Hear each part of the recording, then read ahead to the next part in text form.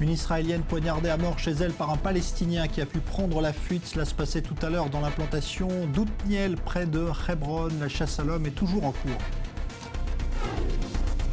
Les sanctions économiques visant l'Iran ont été levées aujourd'hui, mais la méfiance reste de mise. Les États-Unis sanctionnent dans le même temps le programme de missiles balistiques de Téhéran qui ne veut pas rétablir tous les ponts avec Washington. Et puis la troisième visite d'un pape dans la grande synagogue de Rome, c'était cet après-midi. On va en reparler dans un instant.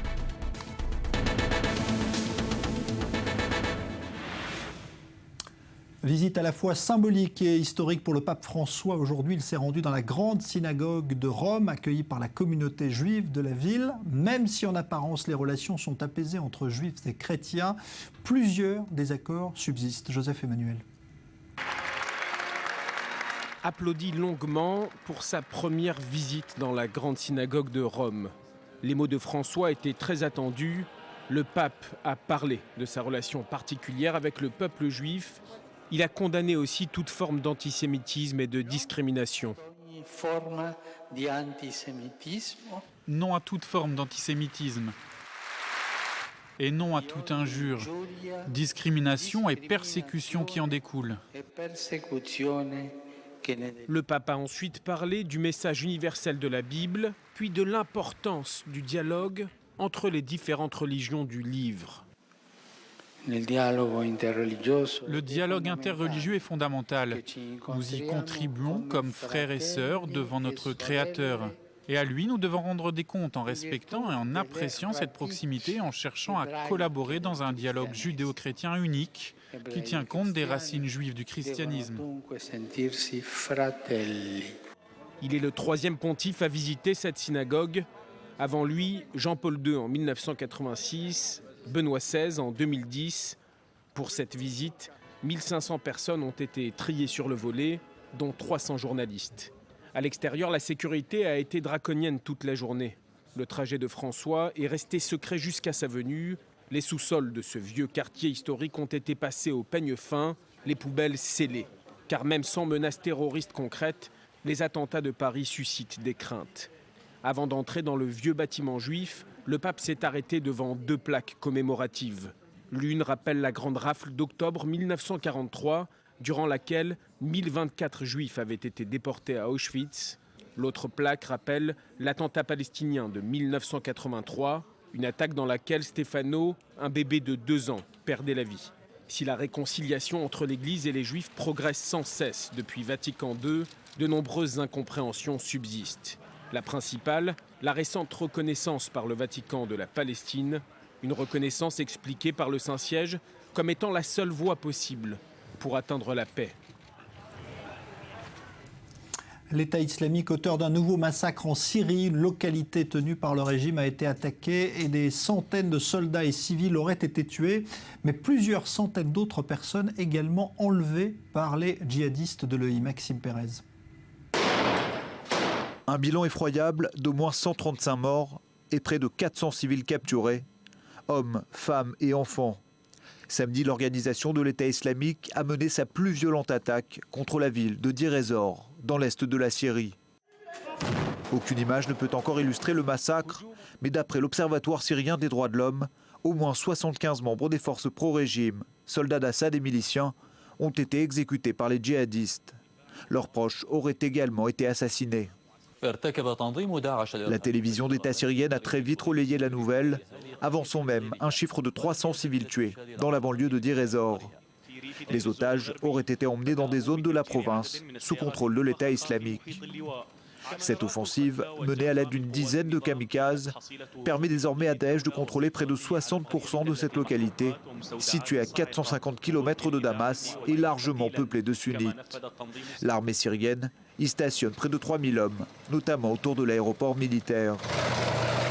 Accusé par l'ONU de crimes contre l'humanité, le groupe djihadiste s'est déjà rendu coupable de plusieurs exécutions de masse en Syrie. En 2014, toujours à Deir ez-Zor, près de 900 membres de la tribu des Shaïtat avaient été massacrés pour s'être opposés à l'État islamique. On revient à présent sur l'entrée en vigueur de l'accord sur le nucléaire iranien et la levée des sanctions qui est effective depuis aujourd'hui. Comment réagit-on justement à Téhéran, Léa Volbert? Pour eux, la levée des sanctions économiques sonne comme une libération.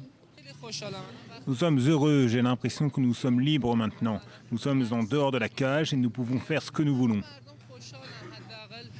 Le président Hassan Rouhani salue une page qui se tourne dans l'histoire de son pays. Une nouvelle page, un nouvel élan, un nouveau départ pour la plupart des Iraniens qui accueillent ce feu vert de l'AIEA avec enthousiasme. À mon avis, c'est une grande victoire pour l'Iran. Une fois de plus, nous avons su nous imposer sur la scène internationale. Les sanctions avaient été adoptées en 1979 par les États-Unis, en 2006 par l'ONU, puis en 2007 par l'Union européenne. Des années noires pour les Iraniens qui ont dû faire face à une inflation de près de 40%. Ces derniers mois, de nombreux magasins et usines ont été contraints de mettre la clé sous la porte. Ces sanctions étaient une injustice imposée au peuple iranien. La levée de ces sanctions revient sur cette injustice. Ça nous rend forcément heureux.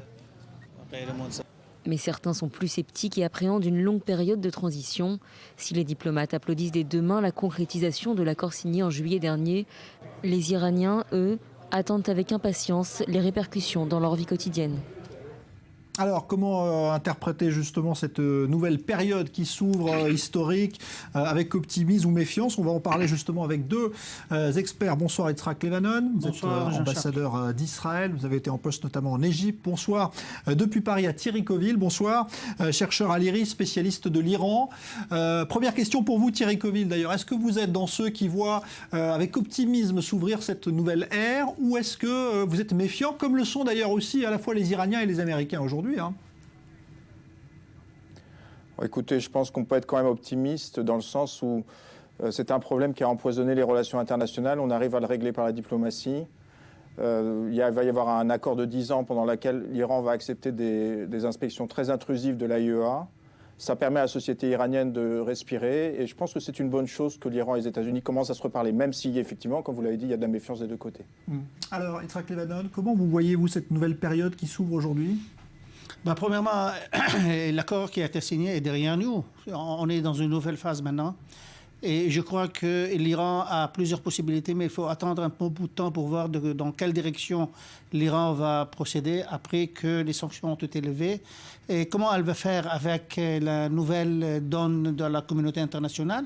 Est-ce que ça va changer quelque chose à l'intérieur ou pas? D'après ce que j'entends ce matin, les voix qui arrivent de l'Iran, ils sont tous contents bien sûr, mais je détecte un certain criticisme contre le gouvernement iranien pour avoir duré pendant 10 ans cette politique à la place de changer cette politique il y a bien longtemps. Donc je crois que nous sommes en face d'une certaine situation qu'on ne peut pas dire exactement dans quelle direction l'Iran va partir. Il y a plusieurs possibilités. Je crois que l'Iran devrait opter pour le changement radical pour le bien, pour la population iranienne et pour l'Iran elle-même.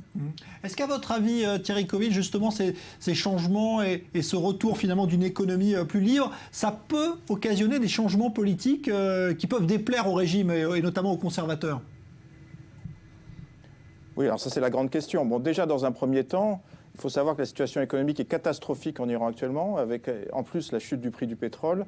La croissance, je pense, est actuellement négative. Il y a un taux de chômage entre 20 et 25%. Donc déjà dans un premier temps, et Rouhani l'attendait, la fin des sanctions peut permettre de relancer l'économie, créer des emplois. Le FMI prévoit une croissance, je crois, près de 5% en Iran cette année. Donc il y a en plus des échéances politiques très importantes. C'est que, si vous voulez, il y a les élections législatives bientôt en Iran. Les durs sont très présents au Parlement. Rouhani espère remporter ces élections. Qu'est-ce qui va se passer sur le plan politique? Franchement, honnêtement, j'en sais rien. Ce que je vois en Iran en tant que chercheur en sciences sociales, c'est une société qui se modernise. Et il y a un vrai rapport de force entre la société civile iranienne qui s'est profondément modernisée partout en Iran et le régime. Une partie du régime essaye de s'adapter. Je pense que c'est les modérés. Une autre partie est quand même beaucoup plus dure, mais il y a beaucoup de contacts entre la société et le régime. Je pense qu'on commet une erreur de penser que les deux sont isolés. Donc, qu'est-ce qui va se passer? J'en sais rien, mais par exemple, je pense que la classe moyenne liée au secteur privé va prendre peut-être de plus en plus de pouvoir. Ça peut avoir un impact politique à terme. On a eu tout à l'heure cette phrase de Barack Obama, Yitzhak Levanon, qui disait on n'est pas dupe du comportement déstabilisateur, c'est ce qu'il a dit pour parler de l'Iran dans la région. Ça veut dire qu'en même temps, on se méfie de ce que fait l'Iran à l'extérieur. Pour le moment, je crois que le président Obama était contraint de dire une chose pareille. à la veille de la levée des sanctions ou de terminer, disons, ou de commencer de façon concrète cet accord avec les Iraniens. La seconde chose, je crois que les États-Unis et l'Europe, ils font une bien distinction entre la position de l'Iran régionale. Je prends carrément la question de la Syrie, la question de l'Irak, et la question du Yémen, avec l'accord nucléaire. Ce sont deux choses qui sont complètement différentes. Dans ce sens-là, je crois que l'Europe et les États-Unis incluent aussi la position anti-israélienne virulente de l'Iran dans ce complexe régional. Donc les États-Unis voient à deux niveaux, à deux vitesses, les relations avec l'Iran. Premièrement, la question du nucléaire, ce qui a été... Obama a dit que pour 15 ans, les Iraniens n'ont pas la possibilité d'arriver à une arme nucléaire. Et la seconde chose, et là, il y a une confrontation entre l'Iran et l'Europe et l'Occident. Je crois que s'il y aurait un changement interne, avec la levée des sanctions, l'argent qui va arriver, l'amélioration de la vie sociale, l'économie iranienne, les jeunes qui espèrent et qui attendent, peut-être qu'on pourra voir à la rigueur un changement. Mais c'est très tôt et très prématuré de dire que ceci va arriver précisément en Iran, mais c'est une possibilité. Il y a d'autres possibilités que l'Iran continue. J'en doute que dans les 5 ou 6 ou 10 ans, les Iraniens vont duper les États-Unis parce qu'ils ont besoin de l'argent, ils ont besoin de changer, ils doivent changer tout, la flotte aérienne, l'armée, la défense, l'économie, tout. Donc je crois que l'Iran va continuer avec cet accord, mais elle ne va pas changer sa politique régionale, plus précisément vis-à-vis du Yémen, de la Syrie, de le Hezbollah et de l'Irak. Thierry Coville, vous êtes de cet avis, l'Iran ne va pas changer sa politique régionale qui inquiète les Saoudiens notamment, on le sait? Oui, je pense que si on regarde dans l'histoire, l'Iran a profondément changé. Comme je vous le disais, je pense que c'est une erreur de croire qu'il y a une société iranienne très gentille, comme je l'entends trop souvent, et puis un méchant pouvoir, si vous voulez, qui manipule tout. Il y a des liens entre les deux. Tous les conseillers, bon, moi, il se trouve que je vais en Iran, tous les conseillers des gouvernements, c'est la société civile iranienne. Donc, si vous voulez, franchement, les modérés, il y a une différence en Iran. On ne peut pas dire que c'est blanc bonnet et bonnet blanc. Il y a des modérés en Iran, il y a des réformateurs dont les dirigeants sont en prison d'ailleurs.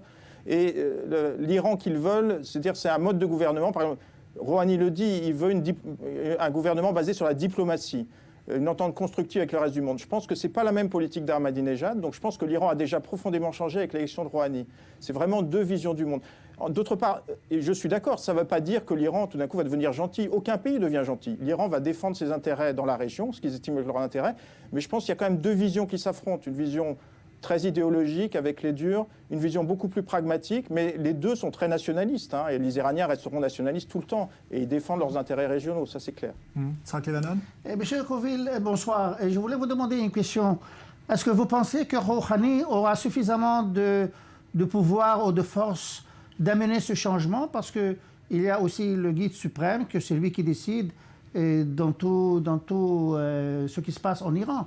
Donc, est-ce qu'il aura la force de changer intérieurement l'Iran, ou bien il va se buter à la décision du guide suprême?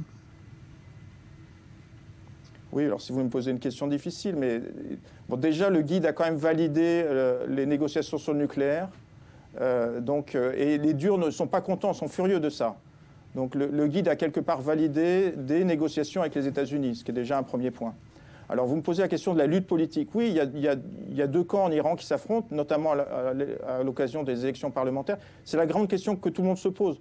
Moi, je pense que Rouhani est un pragmatique, c'est un diplomate. Je pense qu'il sait que la population iranienne est derrière lui.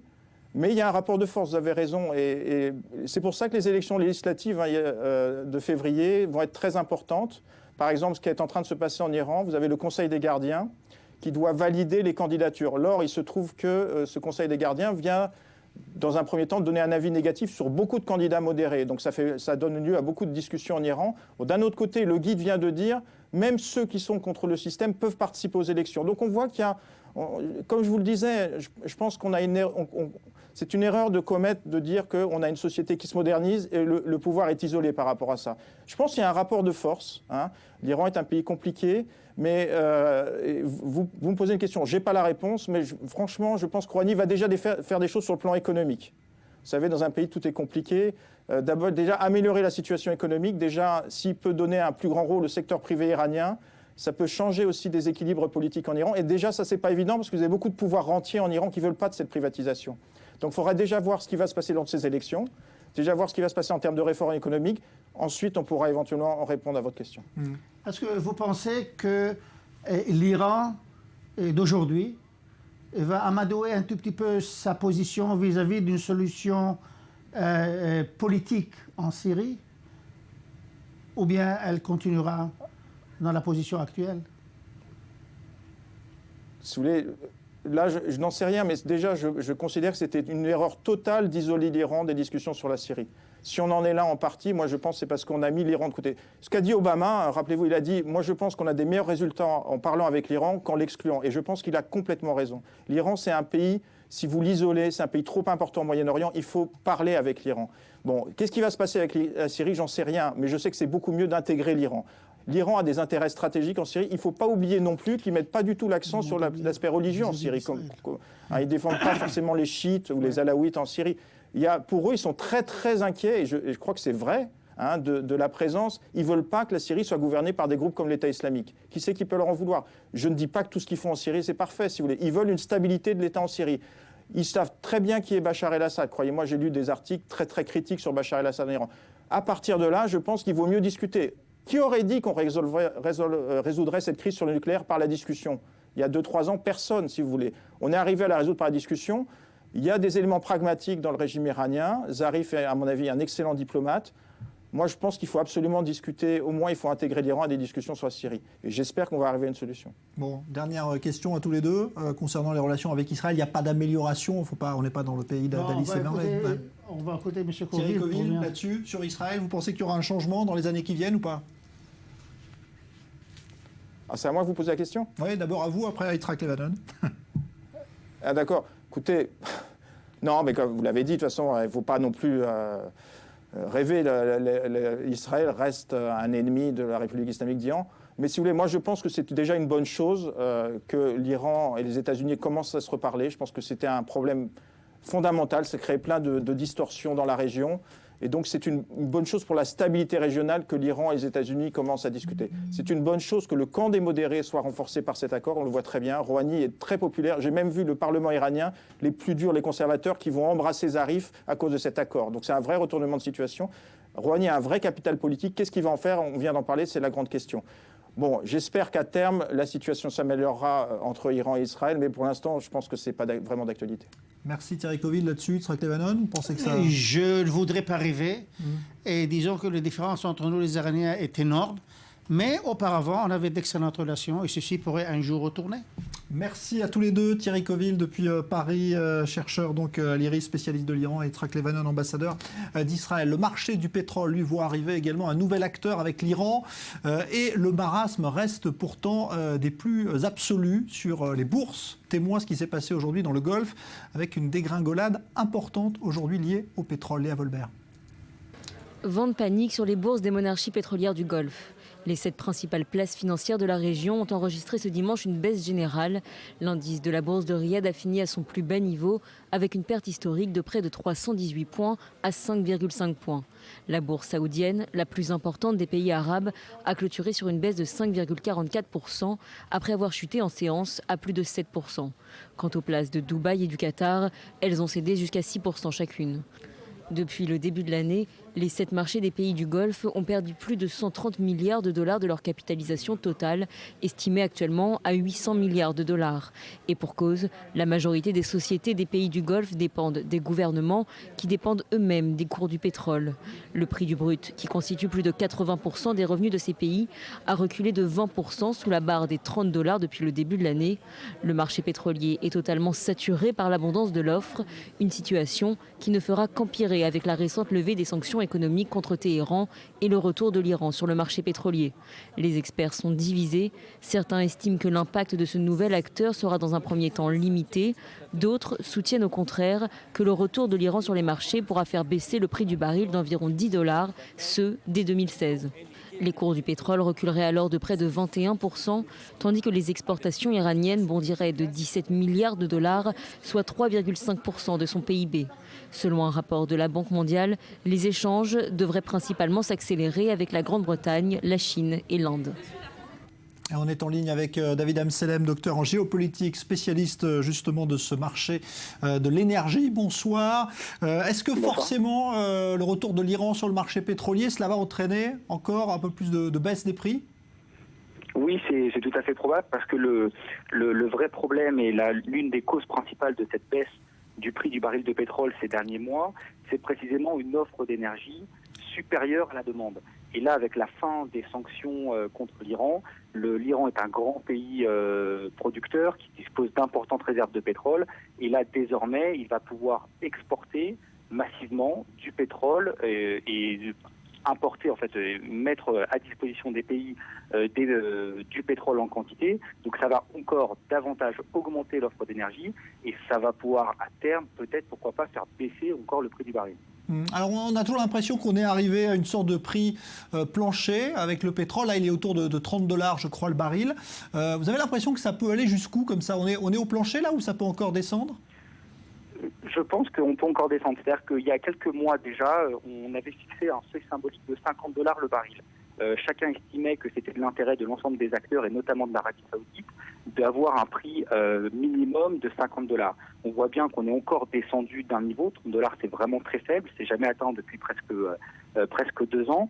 Mais un scénario où le prix du baril serait autour de $20, voire un peu moins, c'est tout à fait envisageable pour les raisons économiques qu'on vient de voir ensemble, c'est-à-dire une offre d'énergie supérieure et l'Iran va accroître encore cette situation.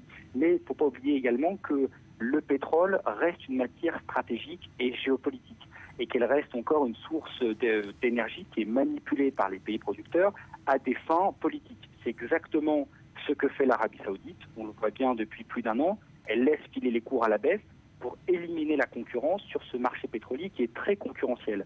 Avec un prix à $30, les producteurs de pétrole américains sont hors course puisque la rentabilité de leur gisement n'est plus assurée. Mais pour autant, l'Arabie Saoudite pourrait encore continuer à laisser filer les cours à la baisse et pour justement mettre à mal ses concurrents et garder des parts de marché en proposant un pétrole de qualité, ce qu'elle a, à des prix très attractifs. Rappelons que l'Arabie Saoudite, c'est un des plus grands producteurs de pétrole du monde, qui dispose d'importantes réserves et qui a les capacités d'encaisser un choc du prix du baril à $20-25. Donc ça peut tout à fait encore baisser de quelques dollars dans les prochains mois. Bon, et ça se répercute à la pompe d'un mot là pour le consommateur ou toujours pas ?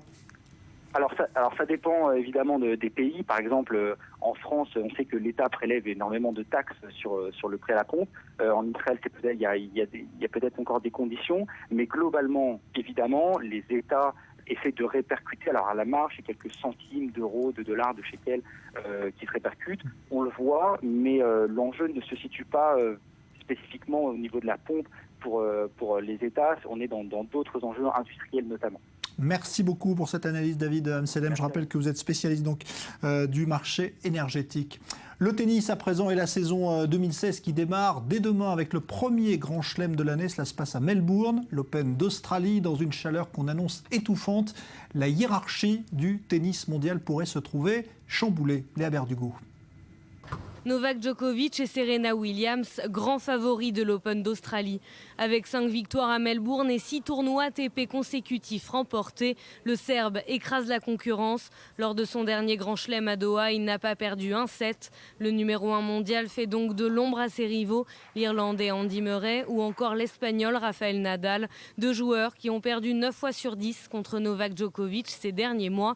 Seul Roger Federer présente un bilan plus positif avec 4 victoires en 10 matchs. Mais à chaque fois, le Serbe l'a emporté contre le Suisse en finale des grands tournois. Chez les femmes, Serena Williams vise son 7e titre à Melbourne. Une victoire qui pourrait également lui permettre de dépasser le record de Steffi Graf.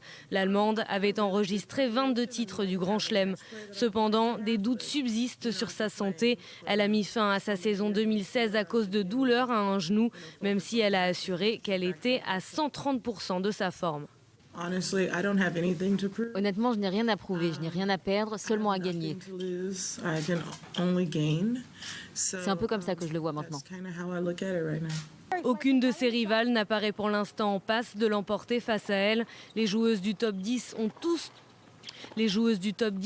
souffert de soucis physiques. Maria Sharapova, Petra Kvitova ou encore Victoria Azarenka, toutes ont été contraintes d'abandonner ou de renoncer à un tournoi ces derniers mois.